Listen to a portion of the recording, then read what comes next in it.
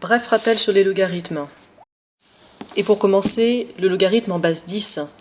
Bien, pour intéresser au logarithme en base 10, je vais commencer par m'intéresser à la fonction réciproque de logarithme en base 10, la fonction 10 puissance kx associe 10 puissance x que vous connaissez bien. Mettons dans un tableau de valeurs quelques valeurs. À moins 2, elle va associer 10 puissance moins 2, c'est-à-dire 0,01. À moins 1, 0,1. À 0, attention, 10 puissance 0, mettez pause. Ça fait, j'espère que vous n'êtes pas trompé, 1, d'accord, 10 puissance 0, et n'importe quelle puissance à la 0, ça va toujours donner 1, n'importe quel nombre à la puissance 0 donne 1. 10 puissance 1, 10, 10 puissance 2, 100, etc. On pourrait mettre d'autres valeurs. Ici, j'en prends quelques-unes pour juste vous indiquer que le logarithme en base 10, ça va simplement être la fonction réciproque de 10 puissance x, c'est-à-dire celle qui me permet d'aller dans l'autre sens dans le tableau. Alors je ne peux pas forcément, dans tous les tableaux de valeurs, faire cette chose-là. Ici, je peux le faire parce que si je prends deux nombres différents, ça va forcément avoir deux images différentes. Donc si je connais l'image, je suis sûr de pouvoir revenir en arrière et de pouvoir savoir de quel nombre je viens.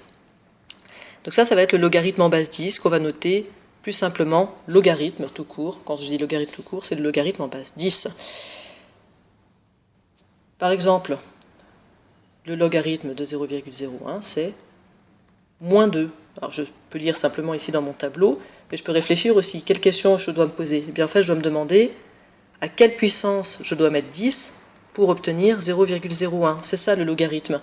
C'est de se chercher la puissance qui va satisfaire, qui va me permettre d'obtenir mon nombre. Donc quelle puissance me permet d'obtenir 0,01 en partant de 10? On obtient, en réfléchissant un peu à ce que représente du coup le log d'un certain nombre x quelconque, on va obtenir une définition. Donc si je cherche le log de x, vous êtes d'accord que ça veut dire que je cherche à quelle puissance je dois mettre 10 pour obtenir x? Eh bien ça veut dire que mon log de x, s'il est égal à un certain nombre y, c'est que ce nombre y, c'est ma puissance, la puissance à laquelle je dois mettre 10 pour obtenir x. Eh bien ça, c'est une des définitions possibles du logarithme.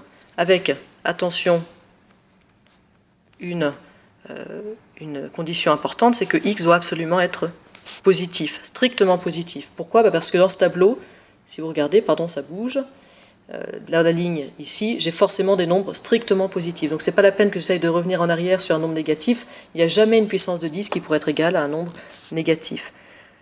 Je remarque aussi, je peux en déduire quelque chose, c'est que si je fais le log de x, en fait, en prenant ma définition, x est égal à 10 puissance y.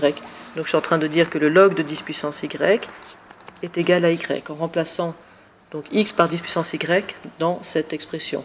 Et ça, c'est une des propriétés très importantes. En fait, log et 10 puissance, puisque c'est réciproque, les fonctions sont réciproques l'une de l'autre, si je fais log de 10 puissance, eh bien je fais un aller, un retour, je reviens sur mes pattes, je retombe sur y. De la même manière, je peux écrire que 10 puissance log de y, c'est égal à y.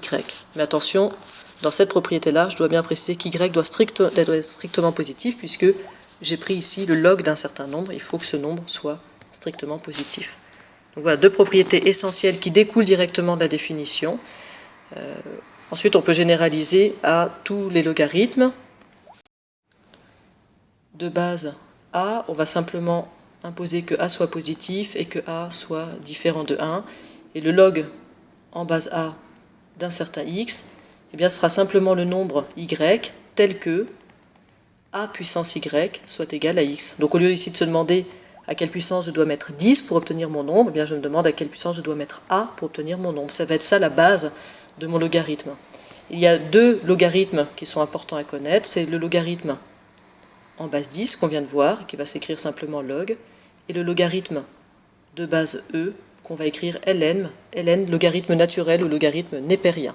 Les propriétés que j'ai vues tout à l'heure, elles sont valables pour des logarithmes de toute base, et les propriétés algébriques qu'on verra sur les logarithmes, à nouveau, vont être valables quelle que soit la base que vous choisissez.